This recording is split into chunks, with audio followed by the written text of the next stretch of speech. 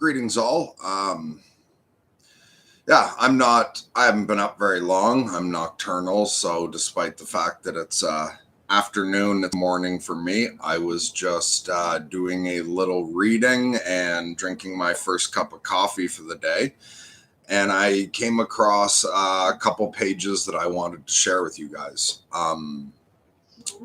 So I've been reading Shamans Among Us by Dr. Joseph Polemany. And I haven't finished the book yet, so I'm not going to comment on the overall.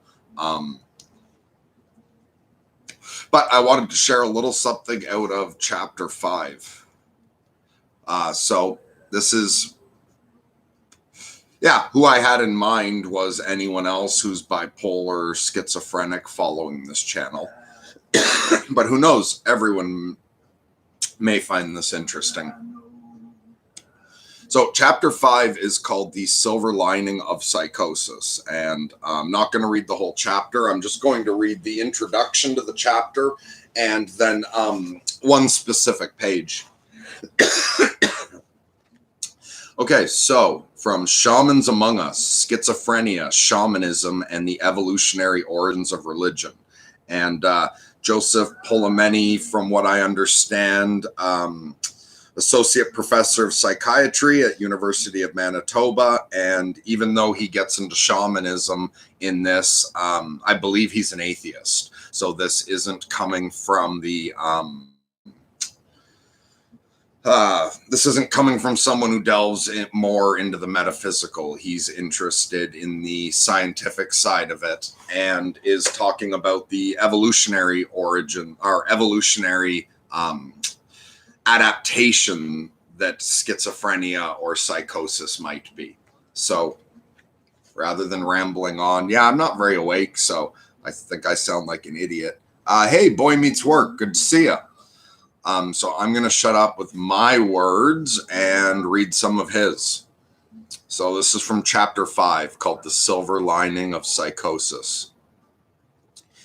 Clinicians have the understandable tendency to focus on ailments and problems rather than special aptitudes or extraordinary talent.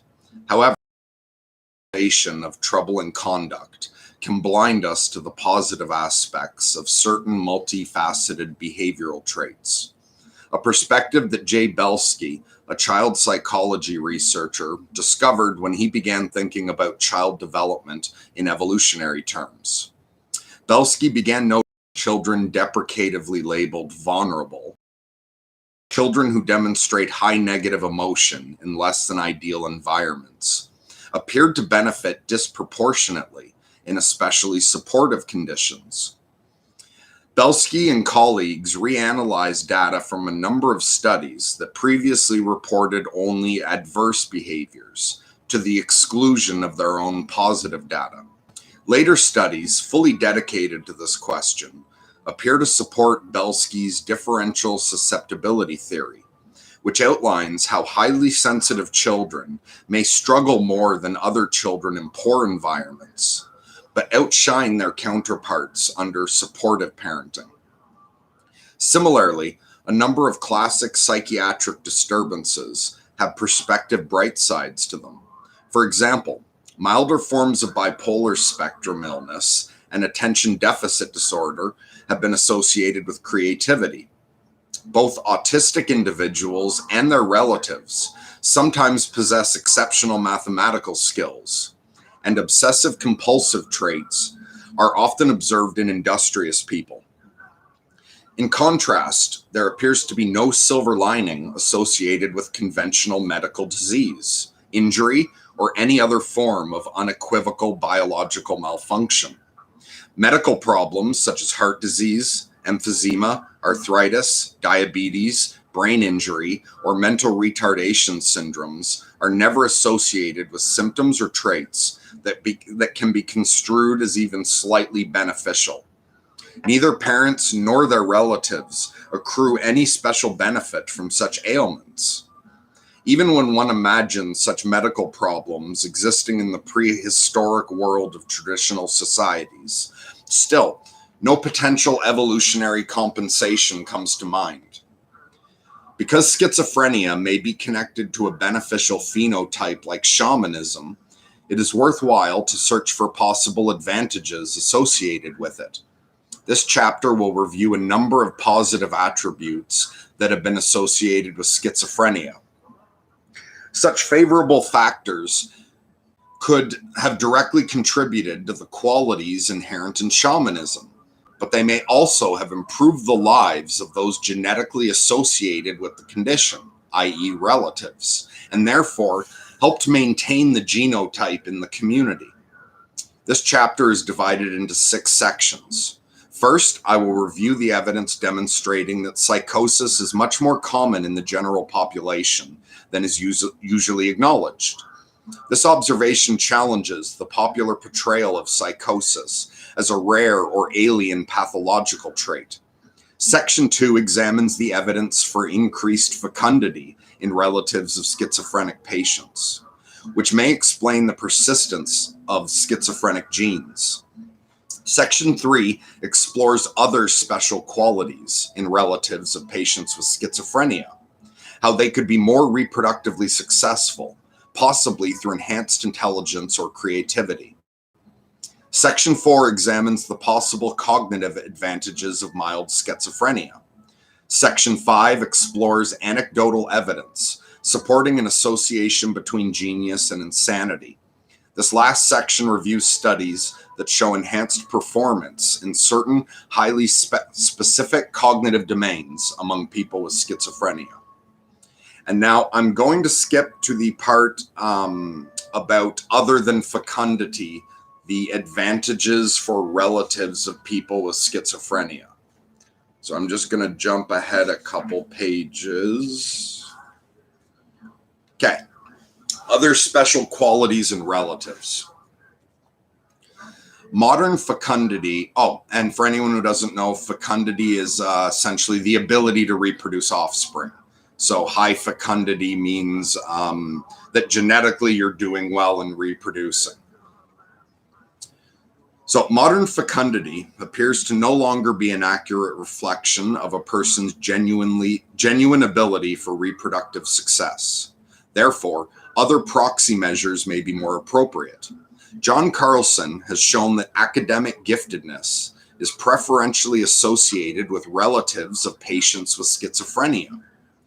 Carlson's studies have been elegant, in part due to their simplicity. One primary advantage has been the use of comprehensive educational and medical demographic records from the entirety of Iceland, a culturally homogeneous and stable population of about 300,000, with a high literacy rate. Carlson simply tallied entries in Iceland's Who is Who index and found the likelihood of being listed is almost twice as high for close relatives of psychotic patients as it is for the population at large. And relatives of manic depressives appear to be particularly likely to be included. In addition, Carlson's data showed that both patients with schizophrenia and their relatives had about double the chance of being a high school honor graduate compared to the general population. Furthermore, both persons with schizophrenia and their relatives had more doctorate degrees per capita. Follow-up studies by Carlson continued to show a propensity towards giftedness in relatives of psychotic patients. Using the same Icelandic records, relatives of psychotic patients were more than twice as likely to have been authors of at least 2 books, a statistically significant difference. Similarly, Carlson found that students who were ranked among the top for mathematical skills had an approximately 3 times greater chance of being admitted for a psychotic condition. This particular study, however, did not separate manic depressive psychosis from schizophrenia. Along the same lines, the super kids studied by Kaufman showed that children of psychotic mothers were often very gifted. Out of 52 children, 22 control mothers, 18 mothers with schizophrenia, and 12 bipolar mothers, the 6th highest ratings for social and intellectual function went to children of psychotic mothers. Similar studies with bipolar disorder patients have shown greater creativity in relatives compared to the general population. So let's see what anyone else. Okay, so what am I reading from? Shamans Among Us. Bipolar Advantage. Okay, sorry. Yeah, and someone told me I should stop responding to some of these as though everyone's reading them. If I'm going to respond to something, I should read it first. Yeah, and I got to get better at that. Sorry, I haven't been doing that first. So Kyle says, yeah, man, if you don't fit in, you tend to stand out. It'll be tough without love and support, especially in our formative years. Okay, yeah, and so I'll jump back to one thing I thought when I read the beginning of this, where it points out that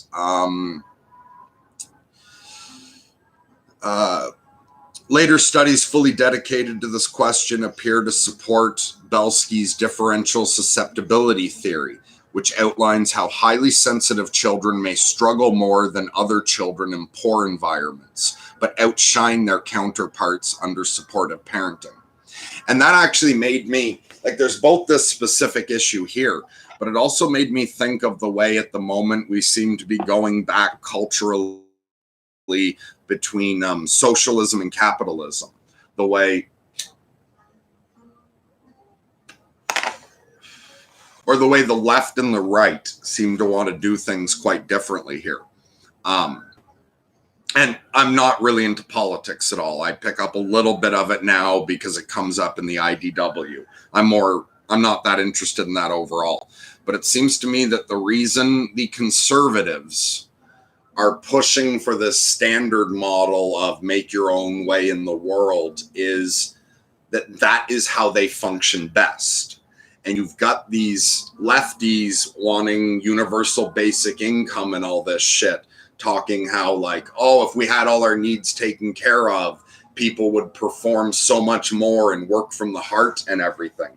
And I think that just comes down to both sides are arguing what works for them personally. So the way Peterson points out, when it comes to artistic ability, your odds of making any money off artistic ability are very, very, very low. Most artists, yeah, the starving artist is a cliche for a reason. On the other hand, the occasional artist who really makes the big success, you have tons of fucking garage bands going nowhere, and then all you need is one band like Guns N' Roses that just shoot way the fuck up and make a ton of money.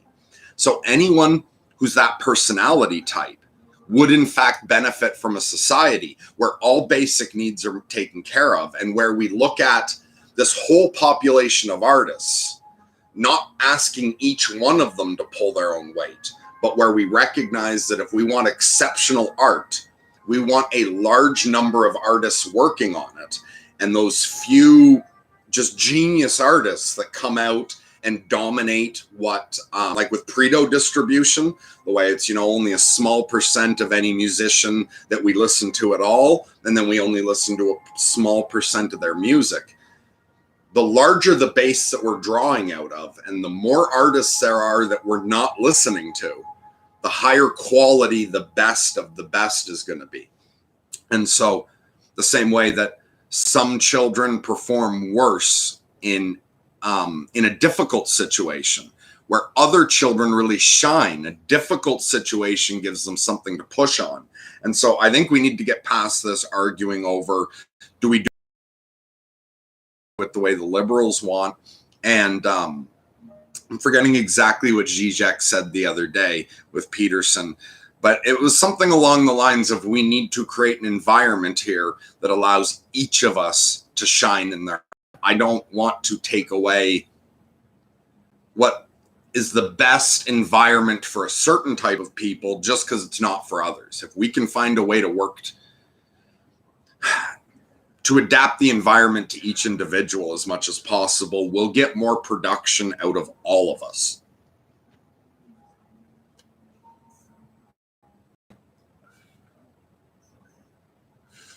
So Grizz says, grow up with a psychopath, you learn some neat social skills. Yeah, absolutely.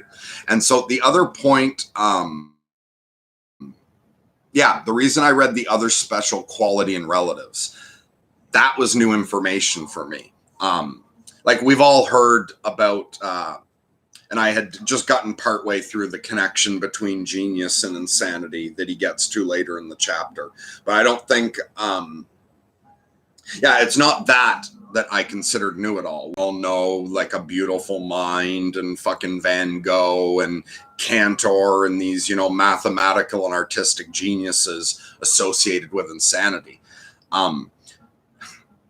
But I found one thing about that was that it almost leaves a crazy person feeling like, okay, you can be crazy and have value if you're also a genius.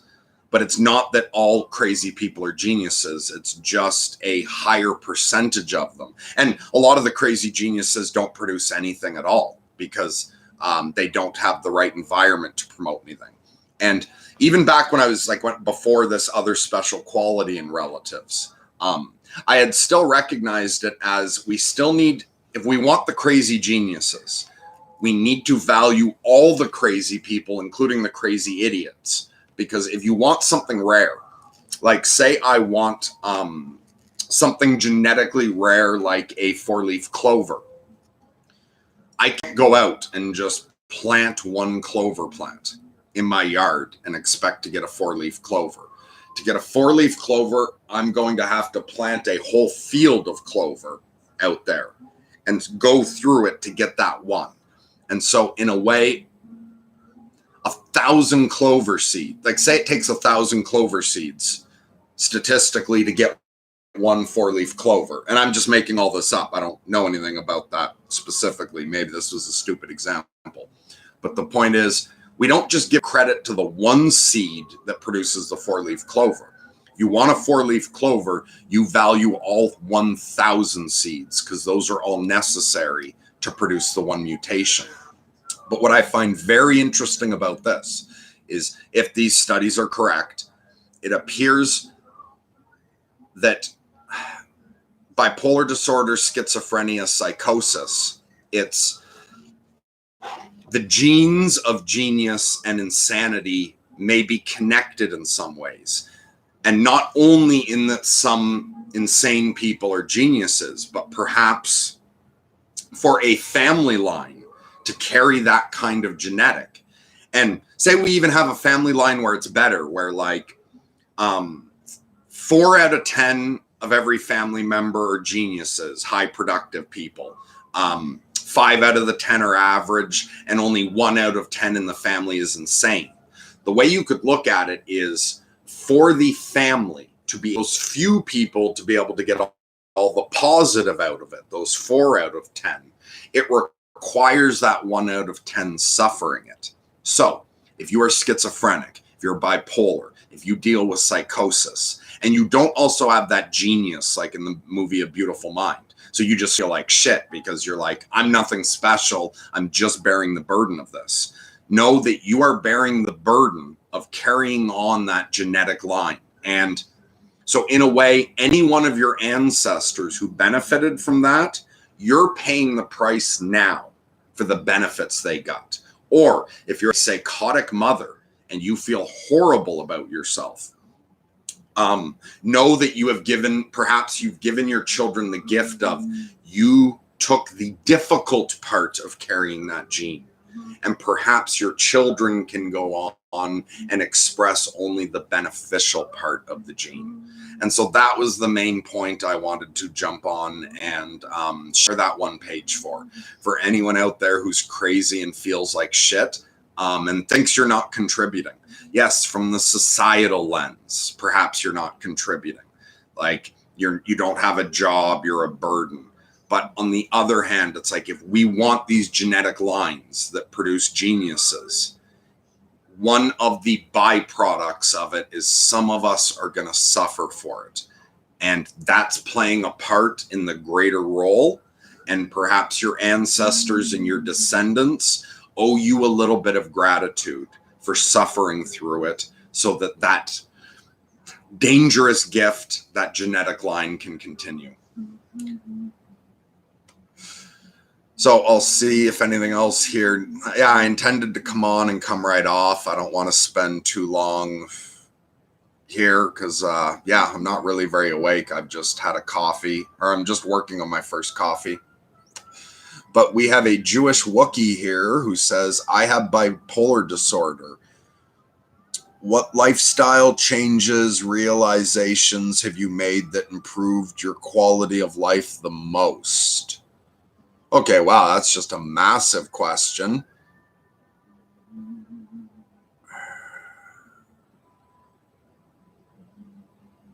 Okay, so Jewish Wookiee, if you're still there, I don't know if you're still online or not. Are you familiar with our channel? Have you been watching me and Ryan before now, or is this your first time here?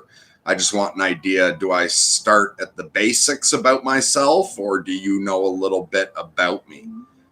If you're still here, Jewish Wookiee, I'll just give you a second to let me know. Okay, so you've been since Andrew's early days. Okay, awesome. Yeah, I was going to go right off after I read the page and did the wrap up. I'm going to stick around to talk to you for a minute. I like Wookiees, and I like Jews, and I like bipolar people. So I like you. So you have bipolar disorder. Okay, how old are you, and how long have you been bipolar? If you can respond to that.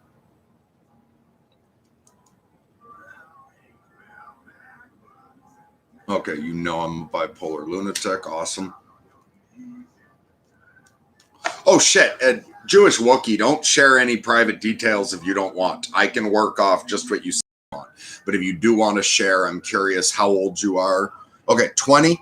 I've been having episodes since 16, diagnosed at 18. Okay, so you're young. You're just starting out with this. And you're an open book. Okay, if you're an open book, I'll still try to give you some short little answer here before I disappear. But if you want, write into sortingmyselfout0@gmail.com. If you've been watching our videos, you know it'll be Ryan that'll handle all the emails. When I say sorting myself out 0, I don't mean the word 0. I mean 0. So if you want to like really get into this and discuss this in depth, either with just me, or if you'd rather talk to just Ryan, or if you want to talk to both of us, write into the channel, sortingmyselfout0@gmail.com, and we will talk sometime. But let's see. And again, I'm not all that awake. I don't know what the fuck I have to say at the moment, but let's see if I can give you a little something to thank you for tuning in here today.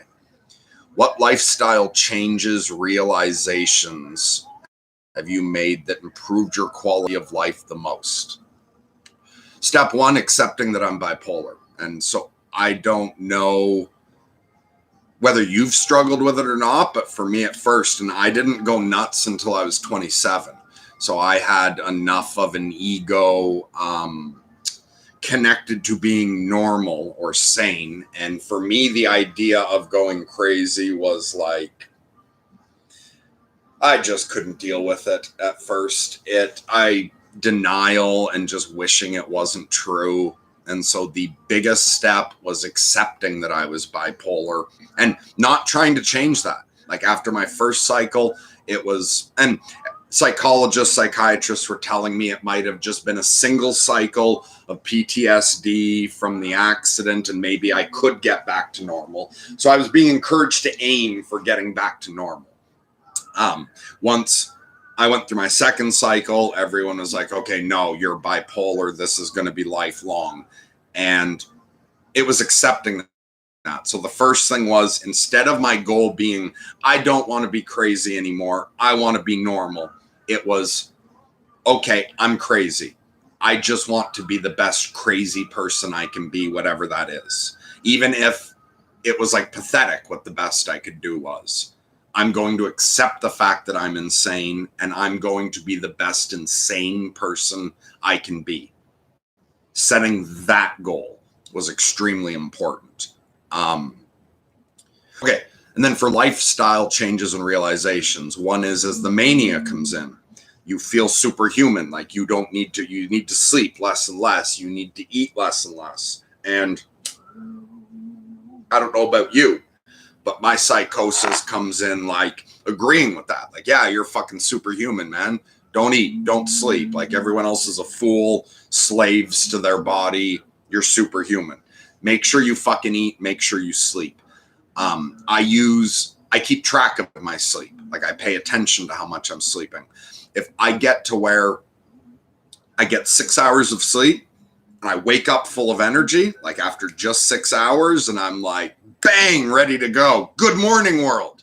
I know that's the edge. I try not to get below 6 hours of sleep. And if I do drop to where I'm getting 5 hours or I get down to 4 hours, then I definitely take a full dose of my prescription sleeping pills. I eat as heavily as I can throughout the day to make sure I'm sleeping enough. Then the other more important shit is also what leads into like the magical thinking. It's a good bridge between the two because this both, the next two things I'm going to tell you, it's like I've heard both Sam Harris say this, so like a total fucking atheist and scientist, and I have heard magicians discuss these same two principles as fundamentally important. So I think these are great for everyone. One is learning mindfulness, learning to accept or reject your thoughts. In fact, I think I might be mixing things up here. It's early in the morning. Early in the morning for me. But I think when Zizek was talking and Peterson were talking, that Peterson pointed out that most people don't know how to think.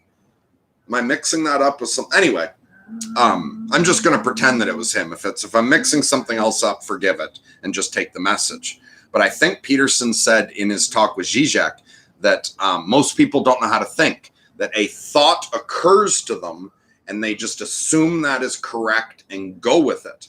And that real thinking requires noticing each thought and learning to think about the thoughts themselves. That ties in completely to all Sam Harris's mindfulness shit, all his meditation. And a thought arises. You are not the thought. So learn to observe the thoughts that come into your head. Also, learn to observe your emotional state. Learn to observe your physical state, to actually pay attention to it. The same way as when you're going into meditation, you can realize, like, hey, I wasn't feeling the couch under my ass. The couch was pressing against my ass, but I wasn't feeling it. The same thing can happen with emotions. Learn to be very self-aware and learn to find the observer, the part of you, that awareness that can rise above the thoughts, rise above the emotions, rise above the physical sensations, and be aware of them all. Be aware of your thoughts, and your thoughts are not you. Choose or reject them. Challenge them. Think about thinking. That's just incredibly important, I think, for absolutely everyone. The other fundamental one, which eventually I will sound like a broken record on this. And again, I've heard this on both the Sam Harris side and on the magical side. Although with both of these things, I want to say I didn't learn these things from Peterson or Harris or any of these other magicians. These are the things I learned on my own in isolation. And it is why I admire those thinkers so much, because they have beautiful articulations of something that I already myself know is true. I've already earned that knowledge by living it and having the experience come back. But the other one that, and it's too bad, I'd love to see Peterson and Harris put a bunch of hours into this one. Honesty, tell the truth or at least don't lie. Peterson and Harris focus on what they disagree on. They both have such a beautiful understanding of honesty. And I'd love to see them sit for a couple hours where Peterson says a reason to be honest. And then Sam Harris says, yes, exactly. Also, and throws in some of his ideas because this is so fucking important. So from the psychological perspective, being honest, you're going to fuck up all your internal mechanisms if you're dishonest. Like, if you're dishonest with other people, you're going to be dishonest with yourself. It's hard to be honest with yourself. And in fact, I don't know if I ever would have done it if I hadn't gone off into isolation, if I ever could have gotten as deep into honesty. Even absolutely alone in the woods, it is hard to be honest with yourself. And it's that much harder if anyone else is there watching, observing, criticizing. Honesty is just so fundamentally important. And there's just all those reasons everyone goes into. It's the mental burden of carrying around these lies, the distance it puts between you and other people. Like, there were things that it was very hard for me and my wife to tell each other about our pasts, but we decided to tell each other everything that could be a problem for the other person. And it was very, very difficult to do. And it seems counterintuitive.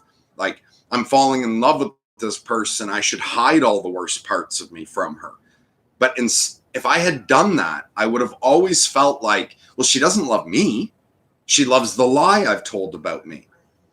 She knows all the worst shit about me now. I know she loves me.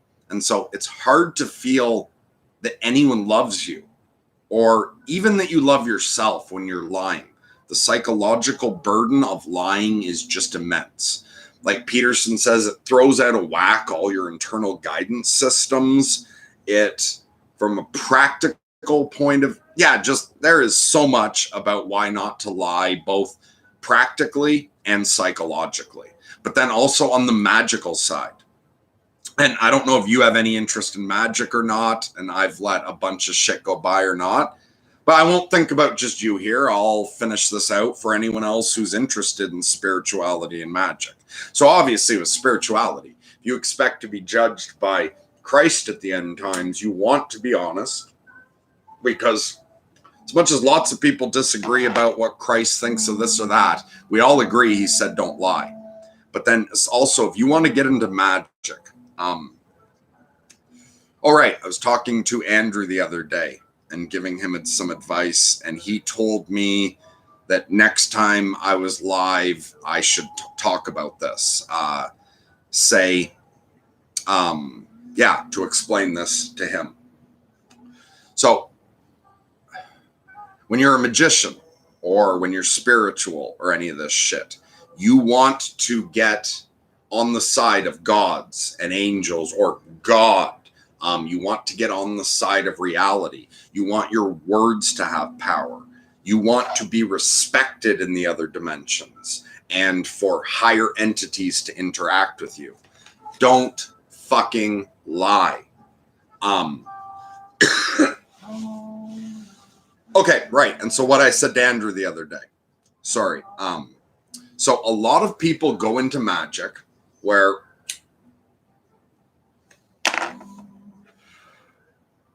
whatever, because, there's all kinds. You can be entirely Christian and be involved in magic. You can be entirely Jewish, Kabbalah. You can be Wicca. You can be a shaman. You can whatever. For me here, magic, I'm talking about interacting with whatever else is out there. A lot of people go to magic, and so here's what they want. They want a god, an angel, whatever. They want magical powers or the universe at their back, helping them move where they want to go.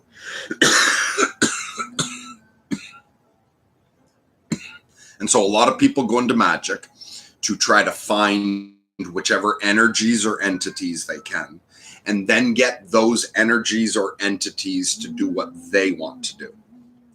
And so what I said to Andrew was, think of it from their perspective, from that higher perspective, from the angelic realm looking down on us. And so I used the metaphor of us looking at animals from the forest. And I said to Andrew, imagine if a lion or an ape were to come out of a jungle or a forest and approach you and behave the way humans want them to behave. If a lion entered a village and behaved the way people would want it to behave, meaning it was nice, it was gentle, it was like, how much would that village love that lion? Everyone would just be like, oh my God, this is the coolest fucking lion ever. Look, it lets us pet it. You know, it's friendly. And if a poacher was around hunting lions, that village would go out of their way to be like, do not fucking shoot this lion. We love this lion. And so I said, so imagine it from their perspective, where the angels, the gods, and I mean lowercase g gods here, not to discredit Christ at all, God himself, the universe. It's when angels are looking down at all these apes down here. I really think all the lies that are so common with us is the same way a pack of monkeys love to throw their shit around, and all this violence and this aggression. What if instead of going to magic to try to get the angels and gods to behave the way we want them to, we went to magic to learn how they want us to behave? So that whichever guardian angel you have, or whether it's Christ looking down on you, that the angels look down at you and go, shit, look at this monkey. This guy isn't throwing his shit. He behaves really well. It's like that lion. And they're going to zoom in on you, and they're going to love you and protect you. And so as far as, because most people get into magic, it's, I want money, I want power, I want this exact outcome, I want, this girlfriend or boyfriend or other. I want to find some god or energy that will take me there. I went the exact opposite route. All of my magic was about getting in touch with God, getting in touch with these angels, entities, archetypes, subpersonalities, if that's all it is. But instead of approaching them and telling them where I want to go and trying to get them to follow me, instead you go to them and you say, what do you want from me? And so if you want to march with 1,000 angels at your back towards a goal, most people pick their goal and then try to go convince 1,000 angels to take them there. I don't know that ever works right. On the other hand, if instead you see a flock of 1,000 angels traveling a certain direction, or you ask them where they want to go, then you just walk that direction. And you've got 1,000 angels at your back, but not because you told them what to do, because you looked at where they were going and you began to follow. And I do think honesty is the fundamental starting point there of impressing the gods. Whatever else your guides, guardians, angels, whatever life path Jesus has for you, I'm sure it involves honesty. So stop fucking lying, and the angels won't see you as one of these shitty little monkeys flinging feces everywhere. So observe your thoughts, be aware of them. You are not your thoughts. Learn how to think. Learn how to be aware. Learn how to step above bipolar and observe it. Also, be honest. Those are the two most fundamental lifestyle changes, Jewish Wookiee, that helped me. And then beyond that, I basically integrated every aspect of my life is built around my nature now. And I don't even divide bipolar craziness from the rest of me anymore. It's just I've had to build a life around myself, and I've had to be very careful with certain things. I had to find out, like the way the book says, certain people do really well in a difficult environment. Certain people thrive in a very an overly nurturing environment. I had to create an environment for myself and go with my own cycles. Like the way sleep is so important when you're bipolar. I had to follow my natural circadian rhythm, and it turns out mine is backwards. And this was, in fact, I noticed this before I went crazy. Times where I wasn't working or didn't have a job, I would instantly flip to, I'd start transitioning to being nocturnal very quickly. And back then I thought it was, because it's sort of the young punk lifestyle, like you want to be up partying all night. I thought maybe it was a bit of that, but also looking back, a couple times I had security jobs or other jobs working night shifts. I switched to that very easily. My whole life, getting up for school, getting up for daytime jobs was always very difficult. And once I got off the clock, where I was living alone with no responsibilities whatsoever, for a lot of my years in isolation, I didn't have a clock on the wall, and I just didn't pay attention to time. I naturally am wired backwards. The way most people, your natural rhythm is to wake up with the rising sun. I'm kind of like a vampire, where my natural rhythm is to go to bed shortly before the sun rises. And in Canada, the time that the sun rises changes quite a bit. December 20th, when it's the longest nights, it's like past 7 a.m. that the sun still hasn't come up. Whereas in June at like just past 3:30, you'll start to notice that little glow on the horizon. So my sleep schedule shifts with the year, but it lines up with going to bed shortly before sunrise. And I've had to, it's best if I just go with that. That's how I get the most rest and function the best overall. So that was, I don't know how much of that was useful to you or not. And here I am fucking talking for over half an hour. I told myself all I was going to do was read those couple pages and jump back off, but I will just check if there's anything else that needs to be responded to.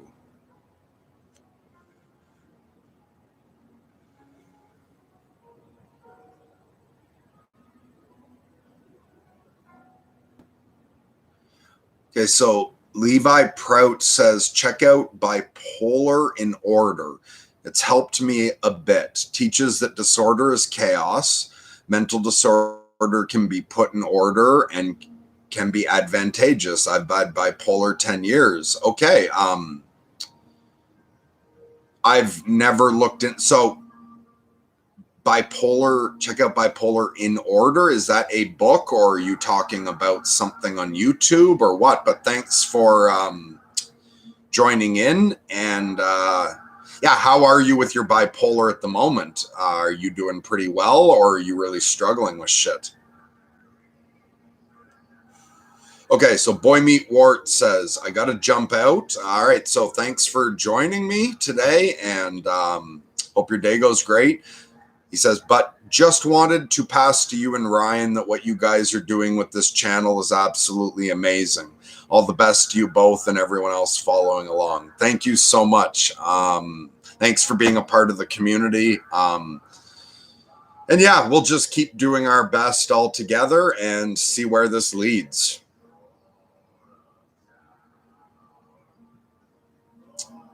Okay, Griswold Grimm says, rise above the intellectual hubris to the moral foundation. You end up respecting yourself as a payoff. Absolutely. And and for anyone who is a fan of Griswold Grimm's comments, we're going to be speaking with him Tuesday next week, I think, and then I'm not sure how long till it's released.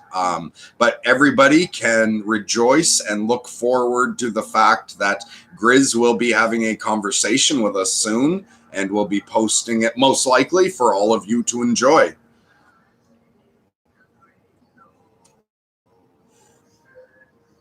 Okay, so the Sultry Project, which is Ryan, just typing in from his old account. So, hey, Ryan, how you doing? But anyway, Ryan says, hey, everyone, hit the like button, please, if you can. It helps the channel. Thanks for streaming, Merc. Finishing the Ken Wilber, Tim Freck discussion, editing now, almost done. Okay, cool. So that's something some of us have been looking forward to. And on Ryan's side, that wasn't just laziness or procrastination. I know Tim Freak wanted... he wants to release that talk on his channel and our channel simultaneously. I don't know what it is he has going on, but Tim had a reason he didn't want it released yet. So Ryan hasn't missed the deadline or anything. It's kind coming up soon that Tim's going to be ready to put it out. So Ryan's working on that. And yeah, we're all going to get to enjoy a nice long discussion between Tim Freak and Ken Wilber. Then the other thing he said about please hit the like button. Okay, so I have not so far ever said, like this video, subscribe, hit the notification, or any of that shit. That's not inherent in me to be that way. Like, the way I think of it is, you guys all know how YouTube works. In fact, most of you probably know how YouTube works better than I do. I had no idea really how those things affect the algorithm. I still don't know very much, but since starting the channel, having discussions with Ryan, I've learned a bit more about that. But for me, saying, hey, like and subscribe does not come naturally. So I probably will not. I won't bring this up again unless him or someone else or the topic gets brought up again. It's just, it would not be me to be saying that all the time, and I'm not going to. Also, like, for me personally and selfishly, I really don't. Yeah, if it was just for me personally and selfishly. So I'm talking about different subcomponents here. For me personally and selfishly, I don't give a shit if the channel gets any bigger at all. Anytime I go live, I have as many things as I can respond to. We've already had a lot of people writing in so far. We can handle more audience discussions than we've had so far, but not by a whole lot. And so if I get twice as many people watching, it's just going to mean I can respond to half as many comments. And I had no ambitions for this channel to go anywhere. If I can make a strong positive difference in a small number of people's lives, that's fine for me. That's all I need. I don't need anything else. On the other hand, this isn't just me rambling here. This is a part of Ryan's life. And Ryan and I, while we have certain things that are just overlap so strongly, we have other things that are very different where we're almost polar opposites, which I think is why we work so well. And I have no fucking ambition at all. I'm fine with just going with the flow. But like, I have advantages Ryan doesn't have. Ryan's full of like ambition and a need to make his way in the world. I'm already a fucking failure in the world. Like, I fucking crashed and burned. I'm a loser on disability now. But I live out in the country where living is cheap. And I could continue as I am for the rest of my life and be fine. Ryan has both a purpose that requires interaction in the world, and he's got to make his way in the world. And right now, it's all very synchronistic, but at the same time very close to the same time that Andrew gave Ryan the channel, Dr. Strachan is handing over the Center for Creative Choice to Ryan. And Dr. Strachan has had a lot of students and people he could have chose, and he chose Ryan. So it's not just me that sees a lot in Ryan. Obviously, Andrew saw a lot in Ryan. Dr. Strachan does. And Ryan's trying to go places. He's a young man. He's finishing up his studies here, and he's looking to create a sort of umbrella company for himself where sorting myself out is just one small part. So sorting myself out is me and Ryan 50-50. The Center for Creative Choice is his business, and it looks like I may be involved in that as a peer counselor at some point to a certain degree, but that would just be me participating a little bit in a project that is his. And on top of that, he has ambitions to open halfway houses and addiction recovery centers, and just Ryan wants to help as many people as he can, and he wants to scale it up over his life. So to ignore my selfish fucking petty desires of being completely happy with the way the channel is, I do want this channel to grow and provide Ryan with all the opportunities he needs from it. As well, yeah. And so for Ryan's sake, it's good if the channel grows. And so from what I've heard now, which I didn't know much about before, not just liking videos, but also commenting under them. The more comments a video gets, the more the algorithm pushes it up or something. Subscribing and clicking the notification bell help the channel. So if there is anyone watching this who's like, hey, you guys are doing great shit, what can I do to help? Subscribe, hit the notification bell, Obviously, like each video, and apparently commenting makes a big difference too. So do like Grizz and Boy Meets World and Alan Barbosa and a whole, I'm not going to try to name everybody, but all of those people have been helping the channel significantly with all their comments apparently.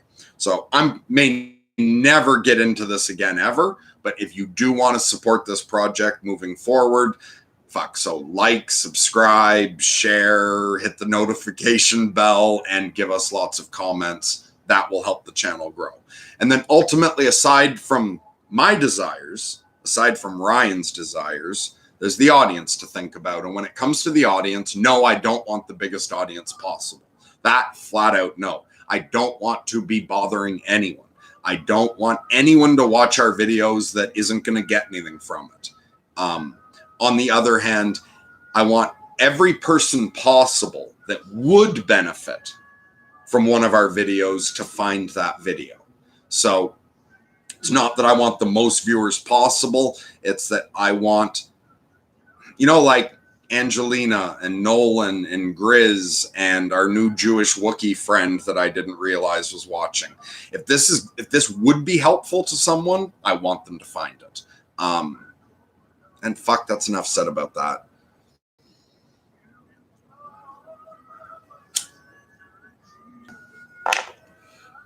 Stuck on here for almost an hour because all you wonderful people are saying, yeah, I really thought I was going to be on and off in under 10, but let's see if there's anything. And sorry to everyone that I'm not going to read. You get it. I'm feeling scattered. So Jewish Wookiee says thanks. And yeah, definitely write in, Jewish Wookiee, and we will talk sometime. Also, Levi. Okay, so Levi's saying it's a book. Bipolar in order is an alternative method of treatment. Long to explain. I'm pretty good at the moment. Awesome. 100% a lot of video games, taking it easy. Was ill a bit last year. Okay, so if you're doing pretty good with your bipolar at the moment, and if you want to write into the channel, sorting myself out 0 being the number at gmail.com, you want to pop on some time and explain what you've learned from that book to me or Ryan or both of us, that'd be awesome. Just write in. Okay, wait. Jason Lord Surratt wrote, "What are you talking about? I give you 20 seconds, all love." I am just talking about all kind. How do I summarize what I say in 20 seconds? I'm burning it up right now. The 20 seconds are counting, and rather than actually answering the question, I'm saying this. Buzz. Okay, I fucked that up. I missed your challenge and did not do a good job with it at all. But lots of love back at you.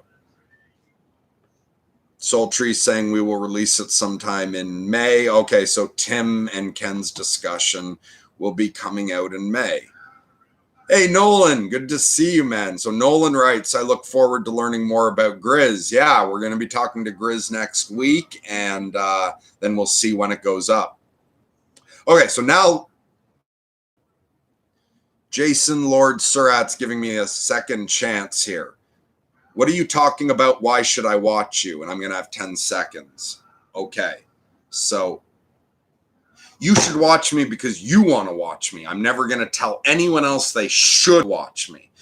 People who might want to watch me, this is about sorting ourselves out. This is about making the self-improvements based on our own inner guidance and working together with people, both despite and because of our differences, in good faith, trust, honesty, and love, to try to make the world a better place for all of us without forcing us to conform to each other's view of what is good. So I don't know how good that answer was. Levi, writing songs a lot, pop punk ones, trying to skate a lot, but back pain. Been sleeping great though, because I use cannabis to guarantee sleep. Don't get many bad effects. Most days are great. That's awesome. And yeah, it sounds like we have some stuff in common. I don't skate, but yeah, obviously I get along with punks and skaters. So now, what is your topic? I will thumbs up now what is happening. So I don't, yeah, I gave those answers, Jason. I think I'm reading things from before. Anyway.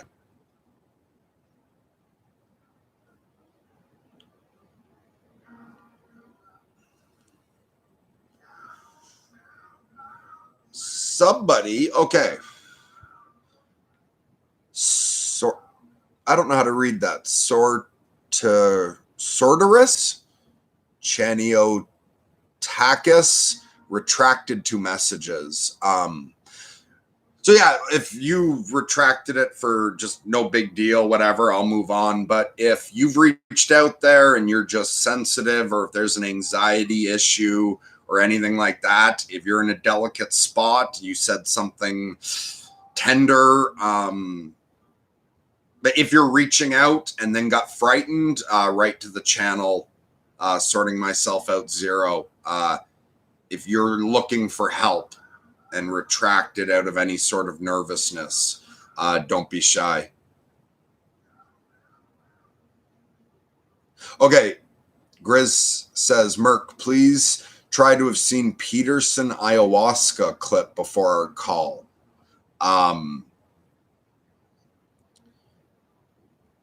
Okay, send me that exact clip, and I will watch it before our call. But also, I did watch the clip about Peterson rejecting the Holy Spirit, and thought it was great. Really glad you sent that to us, Grizz. Me and Ryan were thinking of maybe posting that clip and doing a short reaction of our own to it, like a quick discussion, if we can, before we talk to you, so that you can watch that.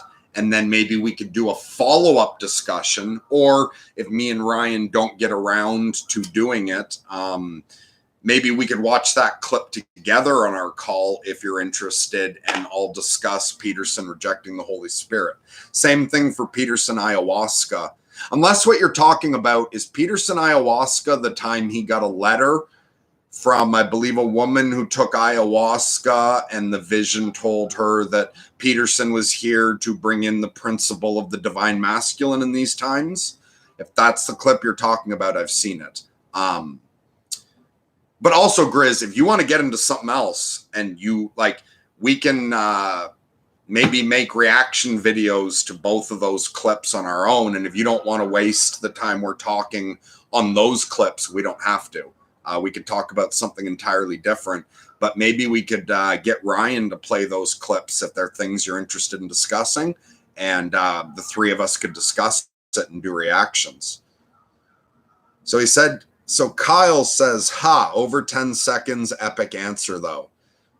Okay, yeah, and I'm so fucking not all that awake, and just my thoughts are so scattered. I already forget what I said with those 10 seconds. Spookenberry asks, what hair products do you use?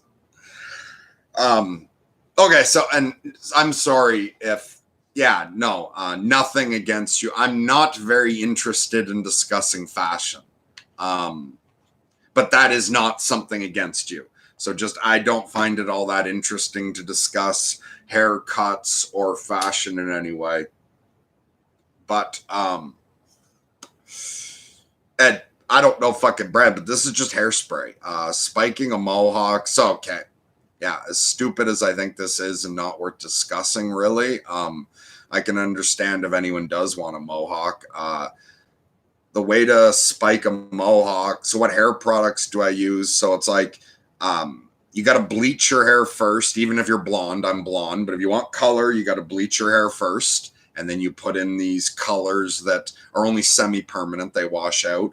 But then if you're asking how I spike it, just hairspray. And the stronger the hairspray, the better. But you can use any fucking brand. It's just about spraying on hairspray and then hitting it with a hair dryer right away. And that hardens it. And yeah, so thanks for the compliment. Oh, and the other thing is, like, once you get good at it, you don't need to spike your hair every day. I've only spiked my hair once so far this spring, before the call with Angelina. a few days ago, however long ago that was, is when I spiked my hair, and I haven't done anything to it since. And yeah, you would be surprised how durable it is.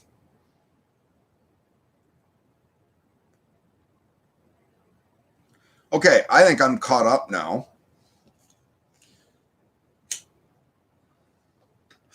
And I have been talking for an hour when I only intended to pop on for 10 minutes. Everyone satisfied with this? Also, I don't know if I left something trailing or if there was any important things going on before. I'm feeling pretty scattered and I forget half of what I said. Anyone have anything important to say before I take off, or are we all done with the stream for the day?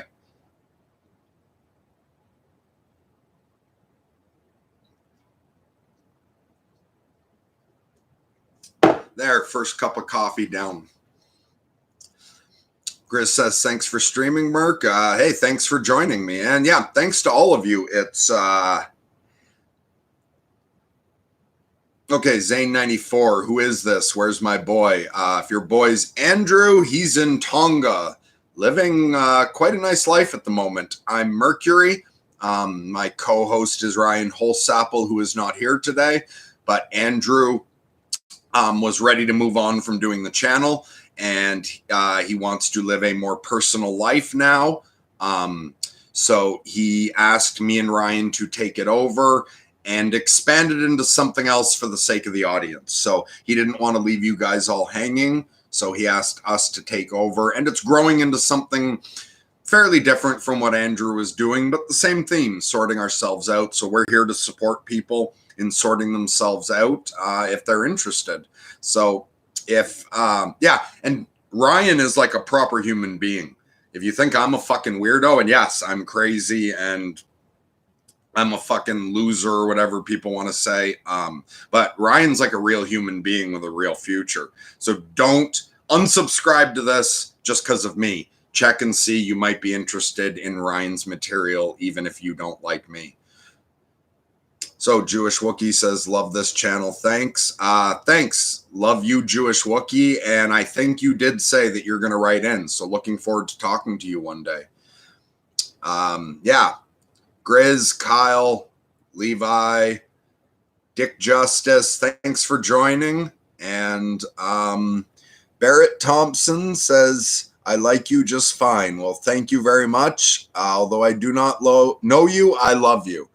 So I hope everyone has a great fucking day, and we will. Oh, the lighting situation, however. Yeah, I don't know how to set up lighting right, and I don't have a good upload connection. I barely know how to use my computer.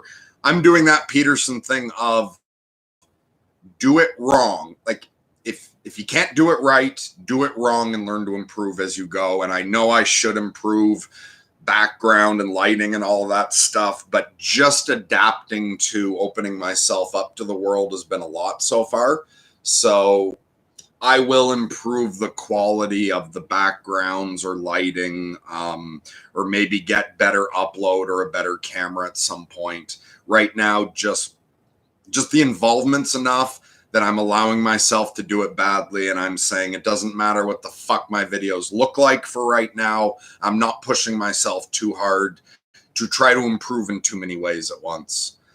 So, awesome. Levi will write in, so we can all look forward to that as well. So I think that's good for today. Lunatic love and blessings to you all.